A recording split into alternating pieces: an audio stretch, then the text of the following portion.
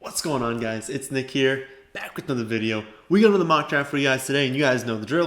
We're going to go over the news, poll from last week, stat of the day, then we'll hop into it. So, first thing up, a little bit of rumors around Kyle Pitts. Rumors he could be taken 4th overall by the Falcons. There are rumors that Dallas could trade up in the first round to take him. Basically, here's the thing with Pitts. I never, ever recommend taking a rookie tight end in a redraft league. Dynasty, totally different. In a redraft league, I never say take rookie tight ends. But Kyle Pitts is different. If he goes to Atlanta, if he goes to Dallas, we are targeting him aggressively. He is super talented, and he can just step right in and be a dominant tight end. Obviously, we're going to need to see where he gets drafted. If he goes to a team that doesn't have good quarterback play, isn't high-scoring offense, then we'll back off. But if he goes to one of these two teams, we are targeting him for sure. James Conner signs with the Cardinals. So a bit of an odd one here. Like, I saw the deal, 1 year, $1.75 million. Like, it just feels weird to me that Pittsburgh wouldn't have just offered him that. Like, that's nothing, right? Like, why wouldn't you just, even if you don't think you're going to use him, $1.75 million, like that's nothing. But for this, obviously, it really hurts the value of Chase Edmonds. You got to think Drake was getting all the goal line last season. Edmonds has like one career goal line carry. Like, he just is never used in that area. You got to think while both of them are healthy, it's going to be a very similar situation to what it was last season for Chase.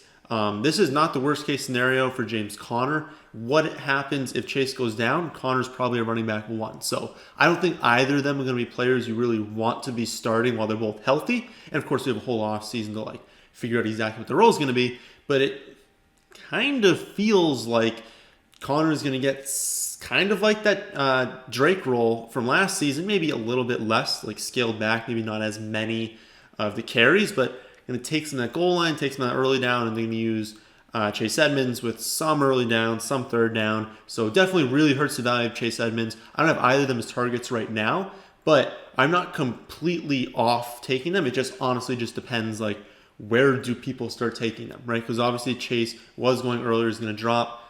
Conner was going super late. Maybe he rises, but like, where do they settle? That's honestly, we just have to figure that out and go from there. Giovanni Bernard signs with the Bucks. Now, great signing for the Bucks as a football team. Horrible signing for fantasy if you are looking to draft Ronald Jones, looking to draft Leonard Fournette. Really, really hurts them. Literally the reason, like, you always just want to say, why did they make this move? They made this move because they were not satisfied with how their other running backs were performing in the receiving game. And so if they come out and say that, it makes sense because Bernard's like a decent pass catching back. He's had good success. If they use him like Brady had with James White, it'll destroy the value of Fournette and Jones. Can they have spiked weeks? Go after them in like best ball formats? Sure. In redraft, this hurts. I don't have any of these guys as targets anymore. And then Julian Edelman retires. We talked about this a few weeks ago. Not necessarily that he was going to retire, but that it didn't make really any sense for the Patriots to keep him this season. So whether they were cutting him, whether he was retiring on his own, like, it just seemed like that was going to happen. They're not trying to win, right? Like, the Patriots know they're not going to win this season. So why give Edelman snaps? Like, there was no reason for it. If you're Edelman, why are you just like running your body into the ground for the Patriots in a season you know they're not going to win either? So it feels like the most likely outcome was either he goes to play with Tom in Tampa or he retires, right? And so you can't be shocked with this. It doesn't really change rankings because I think I had him in like the 60s or 70s for wide receivers. But we still need to figure out, what's this offense going to be? Is Newton the quarterback? Do they trade up in the first round, or just in the first round where they are right now take a quarterback? Do they trade away N'Keal Harry and leave themselves with only Aguilar and Myers? Do they draft a wide receiver in the draft? Like, so many moving parts here. But I feel like there's going to be some value at some point. We just got to wait and see who's going to be that value and at what position it really is. So kind of going to have to hold off on any Patriots takes because there's so many moving parts. We just got to revisit this after the draft. Poll from last week. I can actually pull it up on my other screen here. When I looked earlier today, it was Clyde winning. And yeah, so right now it's at 54%. I don't know why the word Chase is down there. Or 57%. So you guys are picking Clyde in the, it was a half PPR draft, I want to say. But you guys picked Clyde.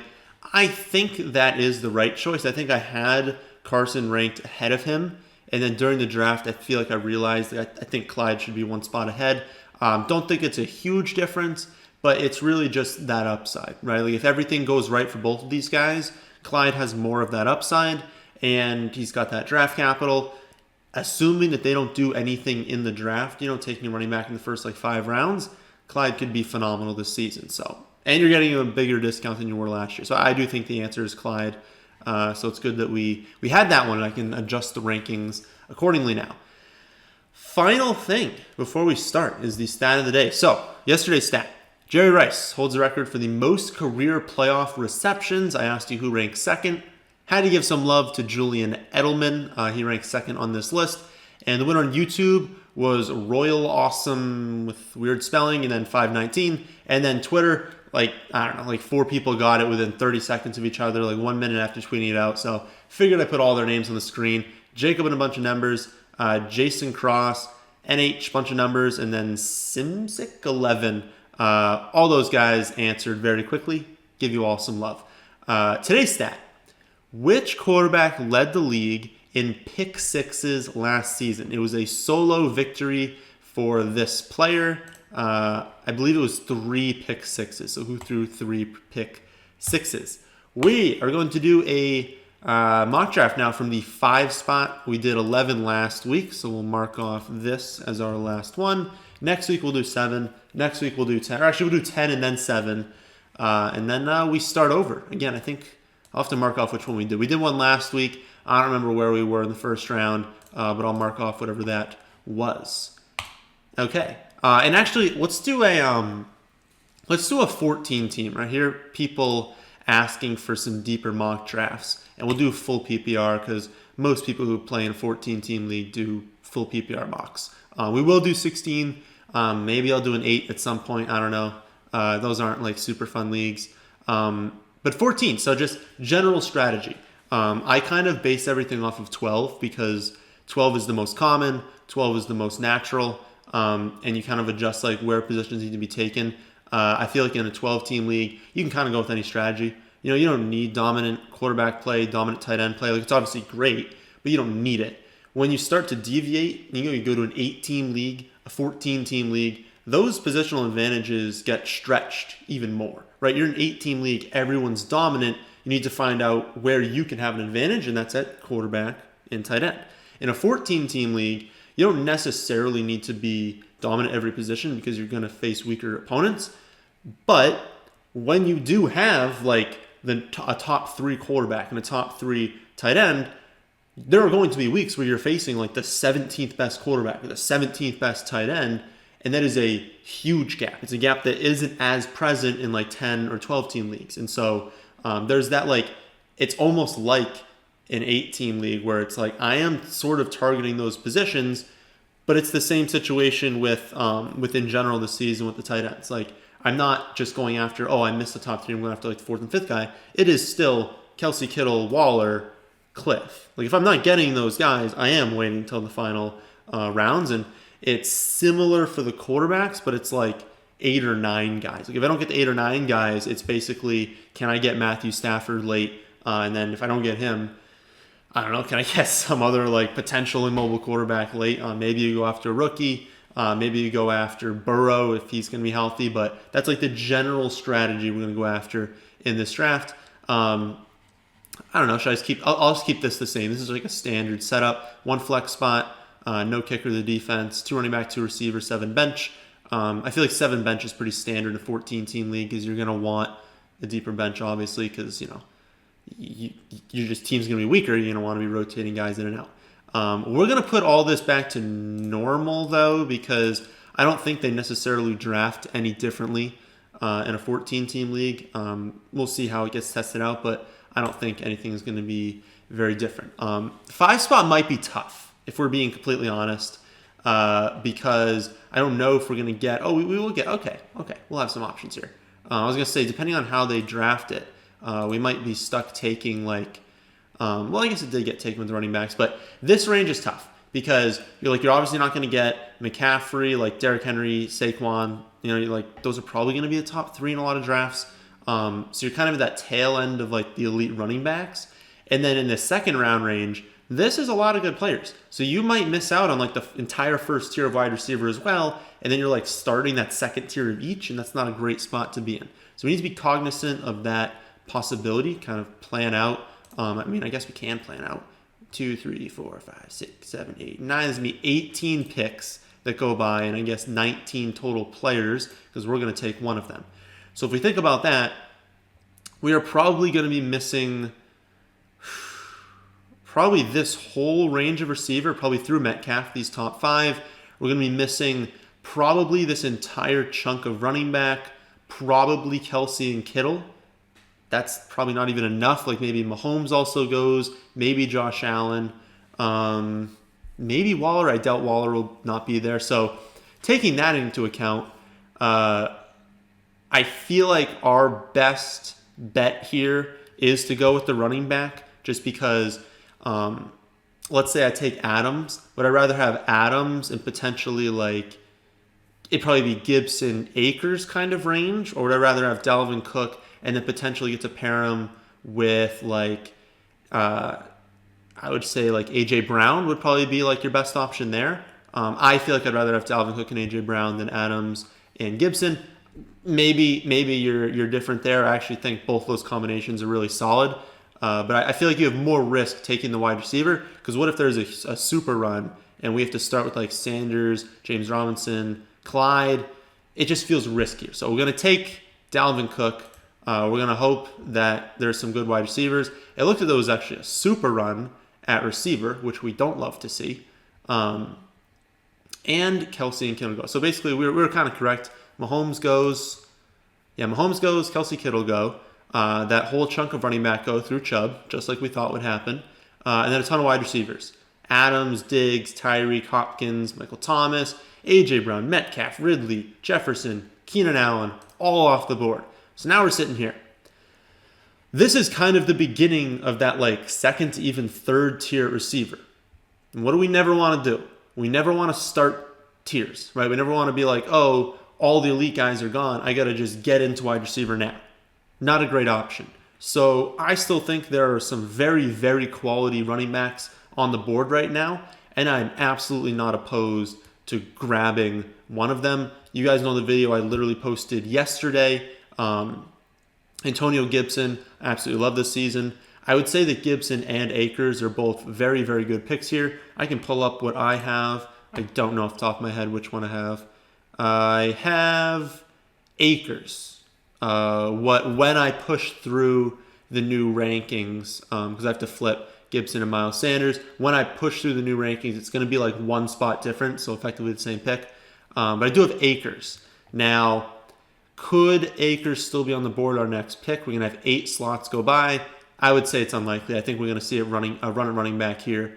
So that's our plan, I think, is take one of Gibson or Akers. Then maybe we go with the wide receiver, but if Waller's there, we'll definitely take him in the 3rd round. Probably going to hold off on that Josh Allen, Kyler Murray. Maybe one of them is there in the 4th round. Feels unlikely, but maybe one of them is. So roundabout way of saying we're taking one of Gibson and Akers. Not a huge difference for me here. I am going to go with Akers. I just think that Rams offense getting a huge upgrade from Goff to Stafford is going to be so good. And we saw them just feature this kid. Still love Gibson, but Akers has so much upside. It looks like we might be able to... This is interesting. So we see Waller go 1 pick after me.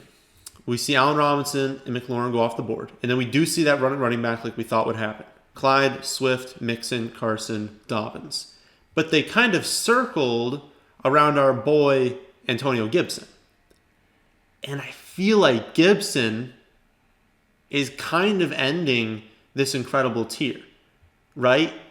And how unique of a team would this be? I really want to test this out because mock drafts are all about testing things out. I really want to test out how does our team look because we're trying to build an advantage, right, in this 14-team league. Name me a team that's going to have a better running back core than Dalvin Cook, Cam Akers, and Antonio Gibson. And we are very confident that all of them are going to be very good this season unless they get injured. But you could say that with anyone. The injuries, if we take Gibson here, I think we can hammer out some wide receivers in these next few rounds and still make a solid core there.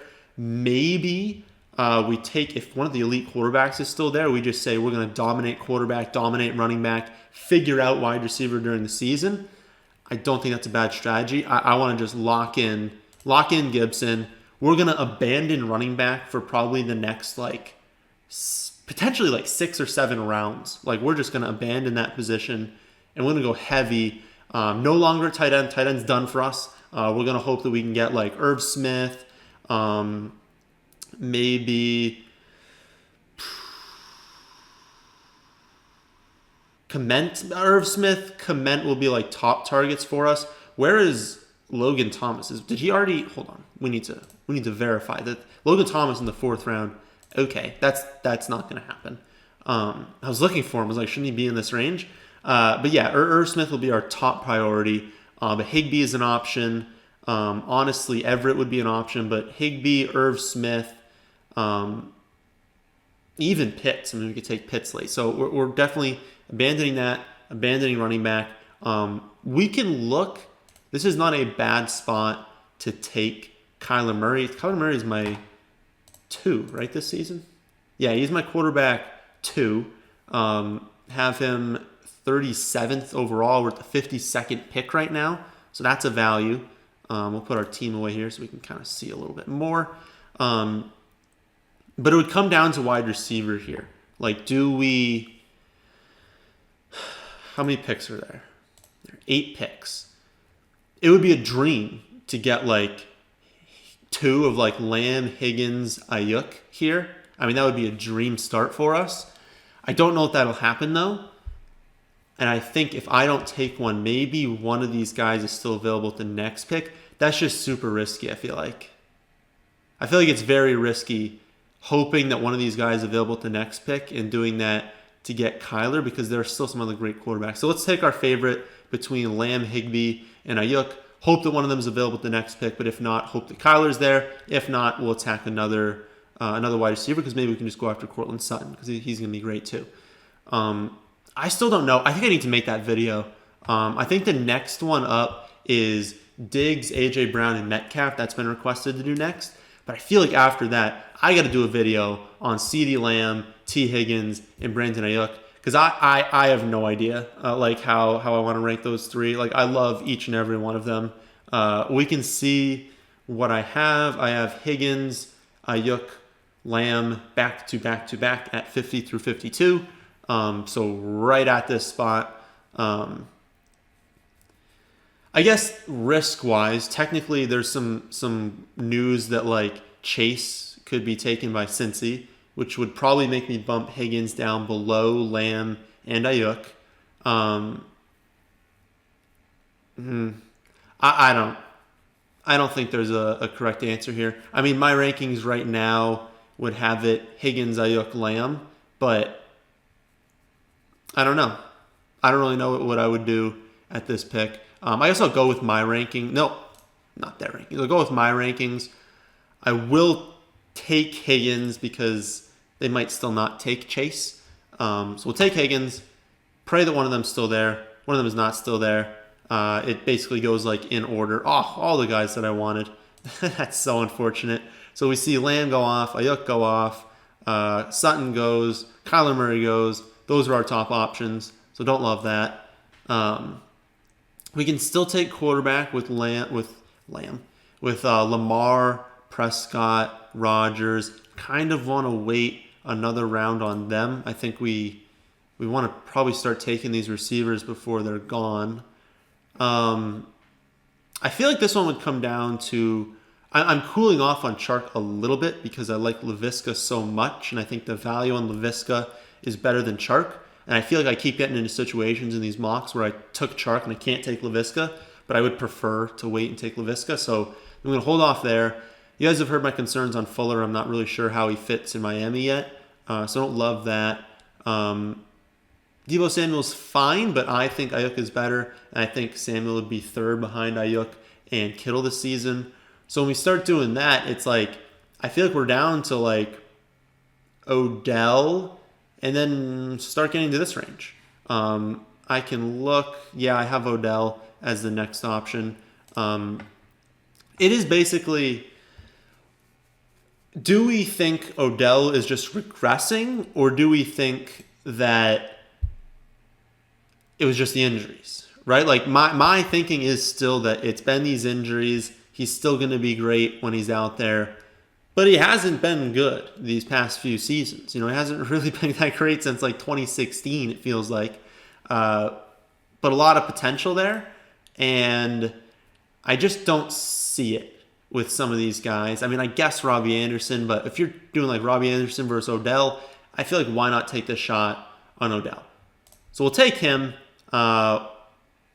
Some of the quarterbacks still go. So that's the situation with quarterback this season. It's like, I want to always get a value, but we're like just missing out. And I feel like in this deep of a format, we would prefer to get one of these studs, but still going to hold off because we can still grab Rodgers, Hurts, and Stafford are like the three that I would really still want.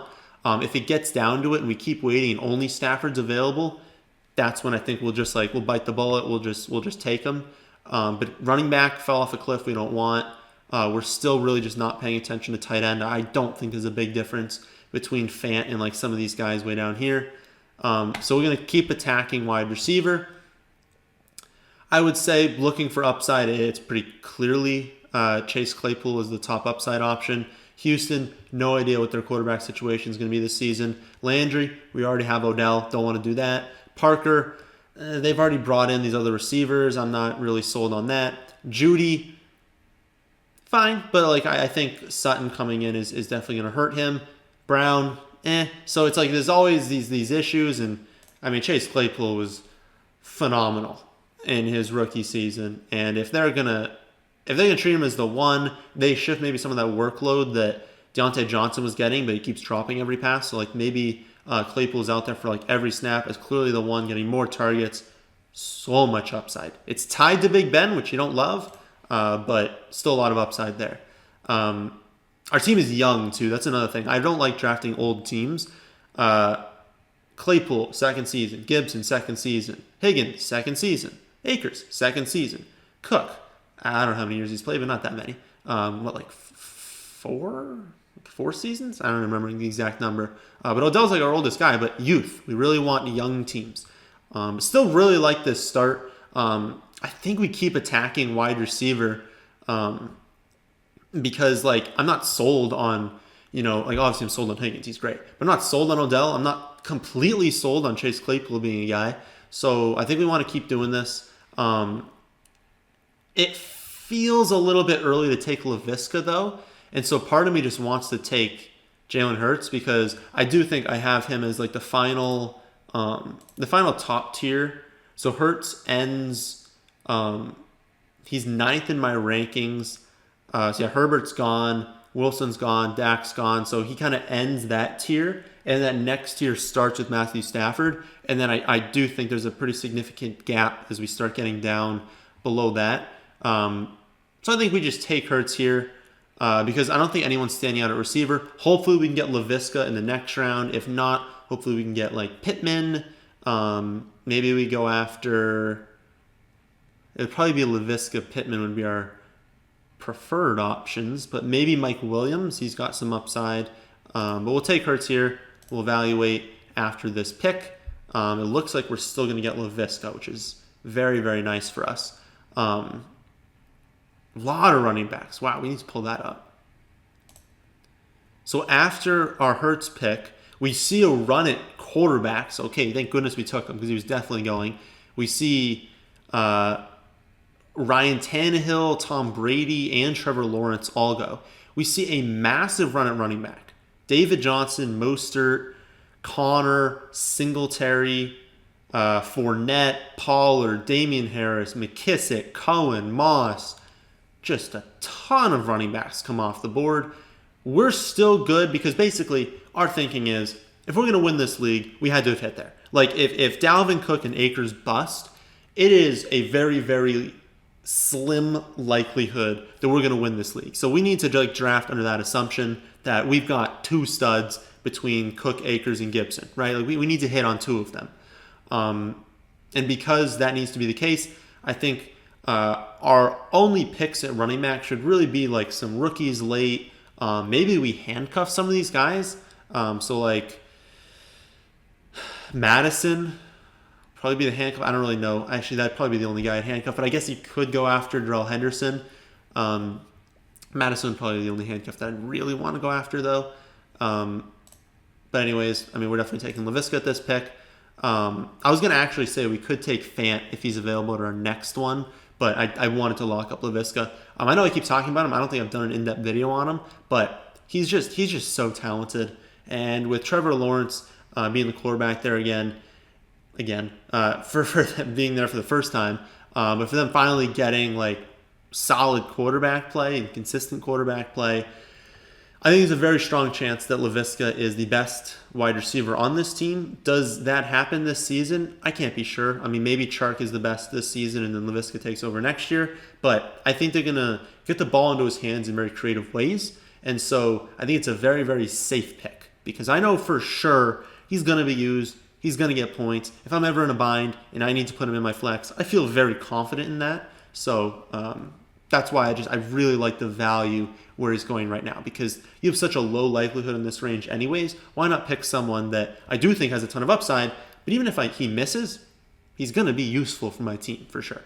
Feel like the pick here has to be Mike Williams. I mean, we can pair Hurts with Reagor and basically be like, hey, I mean, if Hurts is working out, it is probably because, or I guess it probably also means that Reagor's working out. And so if we want to try and correlate this team really well, that's not a bad pick. If you were in a best ball format, you're absolutely taking Reagor here. But I think if we're comparing Reagor and Mike Williams, I feel like it's Mike Williams, right? I don't ever hear a lot about Mike Williams. I want to make sure that my rankings actually have that. Laviska, then Mike Williams, then Jalen Reagor. Pull this up. Okay. Yeah, I think we take Mike Williams. I think that we start looking at tight end. Again, Irv Smith is really the one that we want. Have tight ends been coming off the board recently?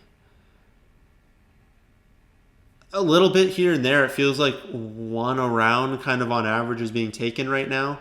I have Irv like right next to some of these guys are being taken, though. So I have Irv as the tight end 9, 89th overall. So we're way past where I think he should be going. Literally, back to back to back, I have Goddard, Gesicki, and Irv Smith, with Noah Fant like a little bit ahead of all of them.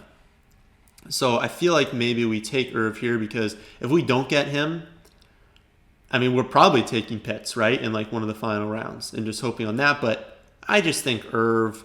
Okay.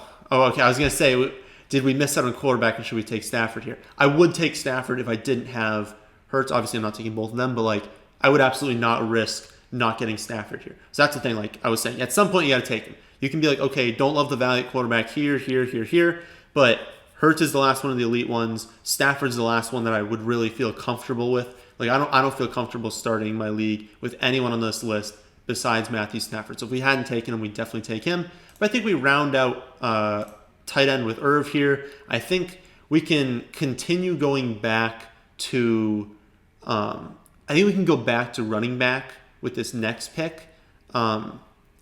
Again, pure upside because we're hoping we don't even need to use these picks. Bernard wouldn't be the worst pick in the world because you'd basically be saying, okay, maybe like Dalvin Cook and like Gibson each miss like 3 weeks, right? Like we can still win if they miss like 3 weeks. And during that time, like our receivers are working out, Irv Smith's breaking out, Hurts is doing great. I just need a running back too that's going to get me like 12, right? I think there's a very strong likelihood that Giovanni Bernard is their version of James White. And in a full PPR 14-team league, if you're starting effectively past James White as your running back 2 for a few weeks, that is perfectly fine. Like, that is absolutely fine to do. And so if we can't find, a high upside running back, I'm more than okay grabbing Bernard here. Never going to take Sony Michel in a full PPR league. Definitely not taking Carlos Hyde. For sure not taking Kerryon Johnson. Scott, if we had Miles Sanders. No.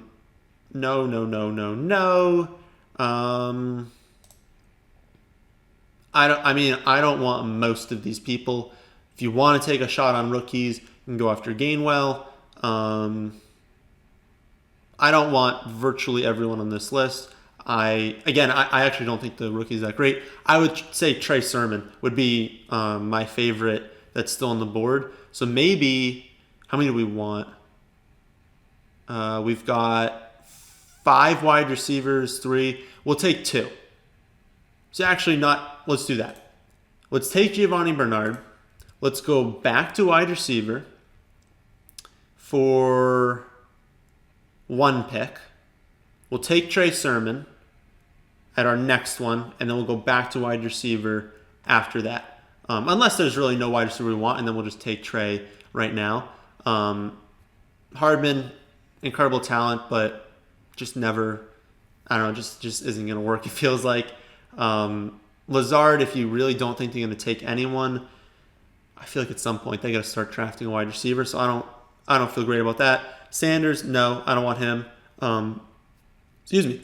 I'm not into AJ Brown, not in love with Anthony Miller. Mims, if you think he can break out, but they just got Corey Davis, so potentially. Mims wouldn't be a bad pick here. Russell Gage would not be a bad pick. Jacoby Myers, if you think he's the one that breaks out there. I would say probably Gabriel Davis, though. I still personally think that he's better than what they have in Emmanuel Sanders. But I guess we kind of need to see that one this offseason. Like, what do the beat reporters think is kind of happening there? Is there anyone that's like, oh, we would take Devonta Smith for sure? Yeah. All right. Devonta Smith, we'll take Trey Sermon. We could have honestly, if you really wanted to take Pitts this late, it would not be a bad pick. I'm not even sure I'll be able to find when I was scrolling down. There he is.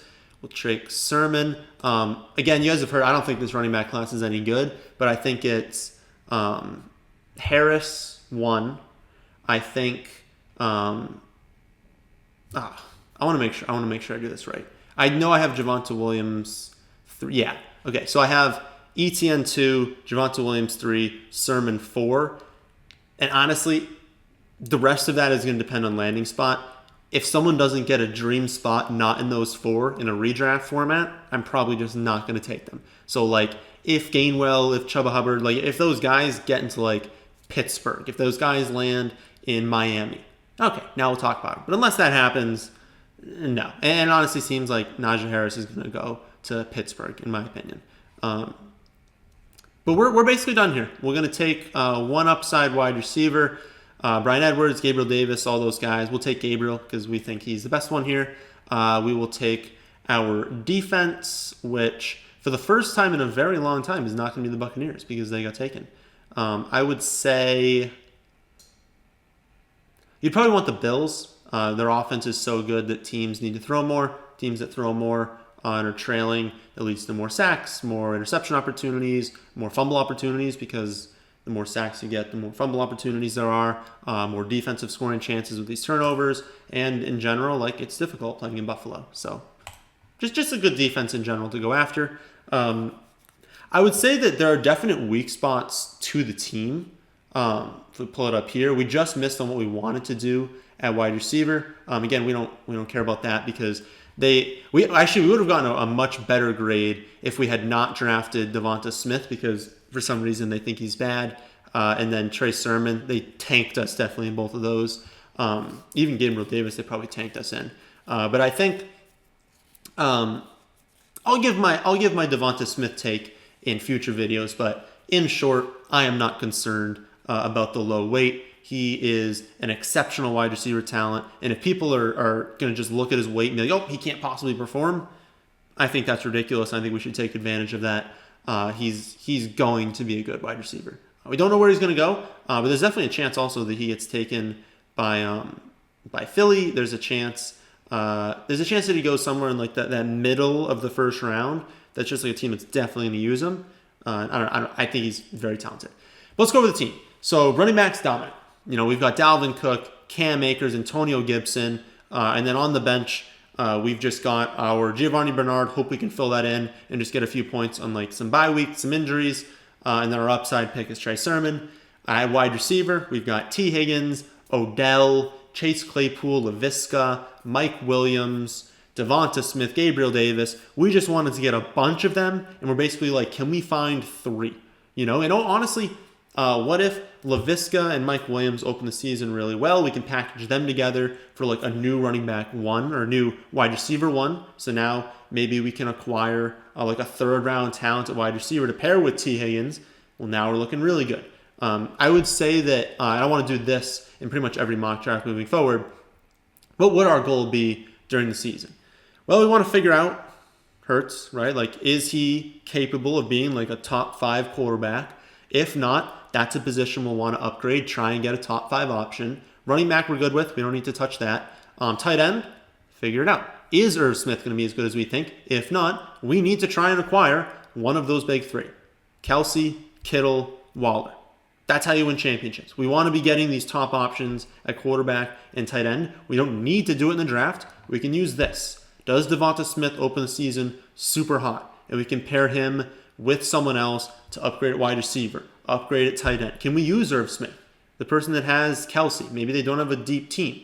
Can we package some good weeks from Irv Smith with Devonta Smith and LaVisca to turn that into Kelsey?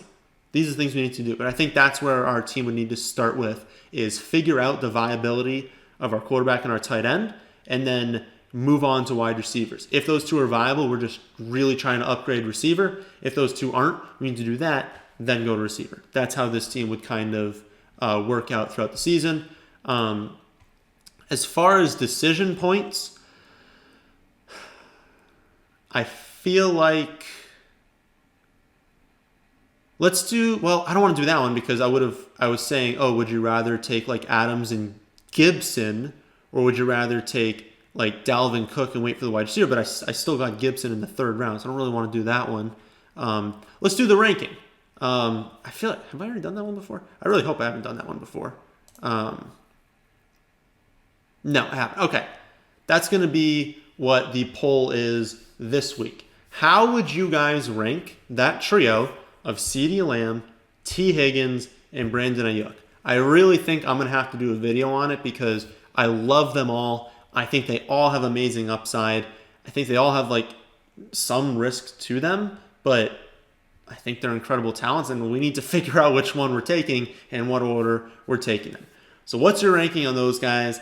Put that in the comment section down below. And if you have any other decision points you thought there was in the mock draft, let me know your thoughts in general. But that, my friends, is the end of this one. Hope you all did enjoy. If you did, then how about hitting that like button? And how about subscribing to the channel if you're new? Thanks for watching.